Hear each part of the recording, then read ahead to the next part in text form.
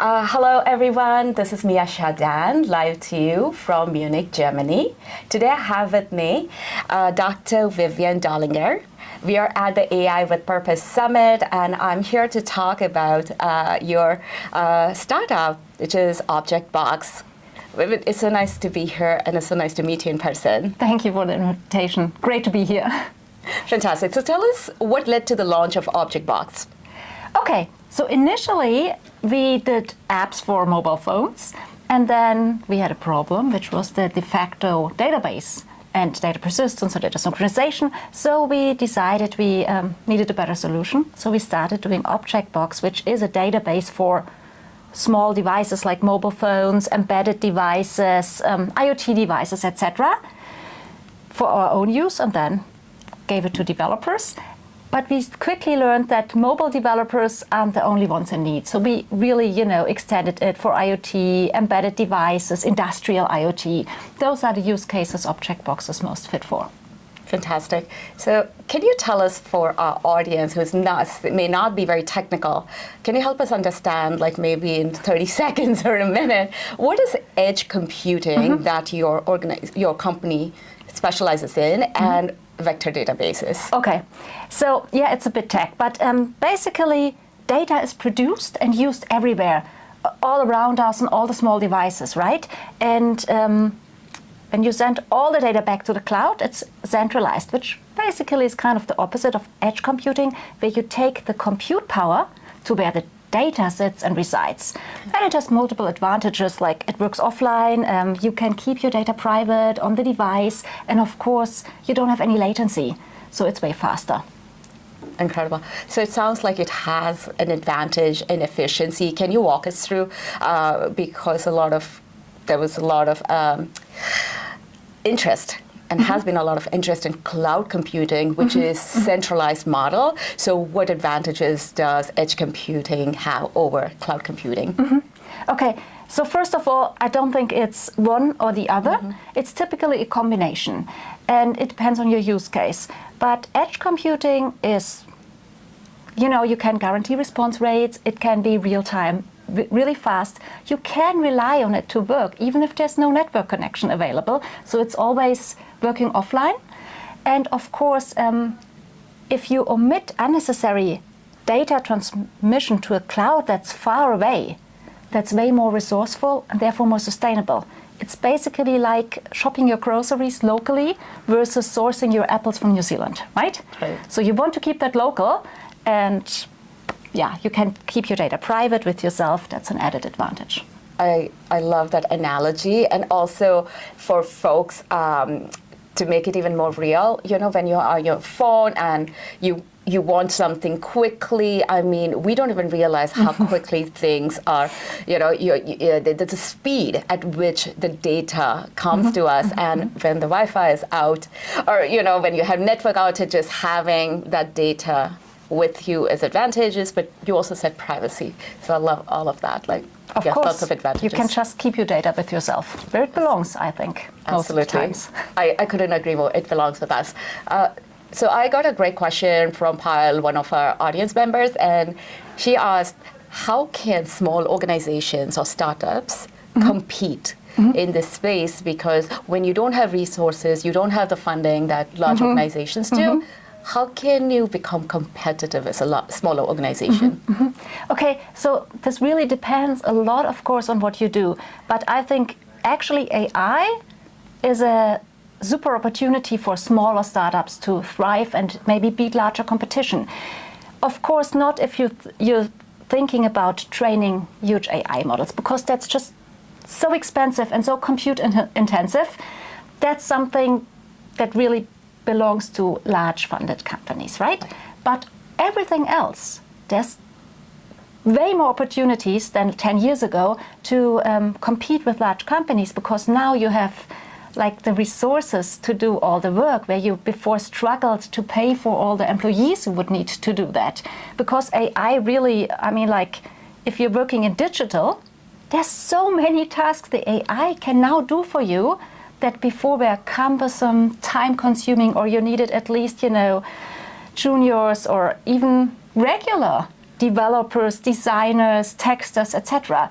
And now you can do all of this way faster. So I think if you're creative, at this point in time, it's the ideal opportunity to thrive as a small company and compete against big competitors.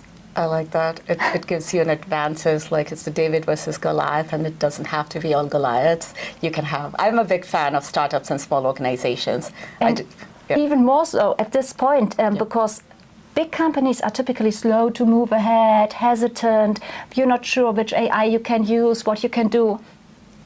You have all the freedom as a startup, and now you also have the means. So I think we'll see way more innovation coming from smaller companies. Fantastic. That's innovation with purpose. So that's what we're all about. One question I did have about AI and the usage. Large language models, resource intensive, but they also take up a lot of energy as well. And that's been a growing concern. Can you tell us more about how your approach, and you talked about smaller language models, edge computing, like how does that help our sustainability goals? Okay, so first of all, ObjectBox is a database that's optimized to sit on small devices, so it's optimized for efficiency. That does not only bring speed, it also saves power consumption, for example, CPU, computing resources. You don't need that much of hardware, right? And we have extended it to become a vector database. Now, vector databases are the databases for AI. It's vector embeddings, the type of data vector databases deal with, and vector embeddings are the key ingredient of AI models. So with the database, you can now efficiently handle those key ingredient vector embeddings, right?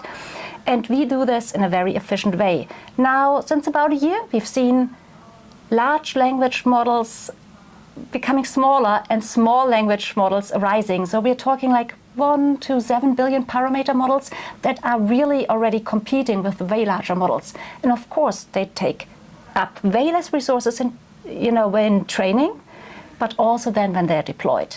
Now, in combination with a small vector database, you can put this AI on a mobile phone or your local laptop or just, any embedded device and run the AI on there using way less computing resources and, of course, battery power and keeping your data there and omitting, again, the transmission to the cloud and back.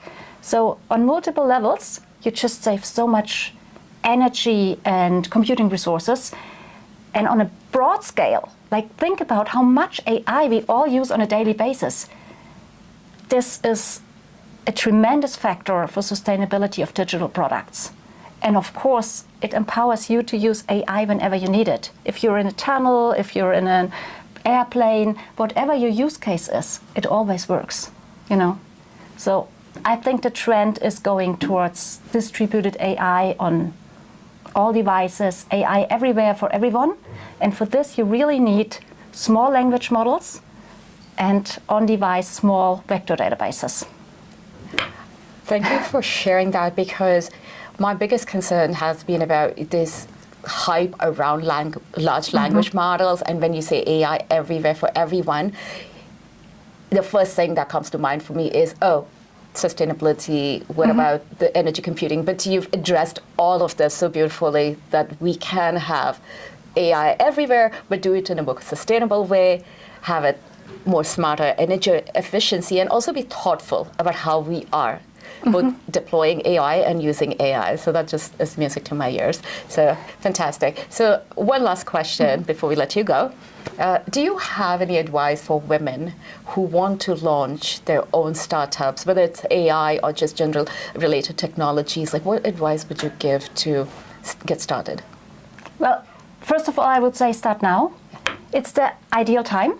And then, of course, make the most use of AI. And at this moment in time, I think if I were to start over, it's just such an opportunity, right? So I think you don't need a big team. Just do it yourself, or do it with, 1, 2 really smart people that know their fields really, really well, like probably more senior expert people, if possible. And then just automate and use AI as much as possible from the beginning, from the start off. And then just iterate.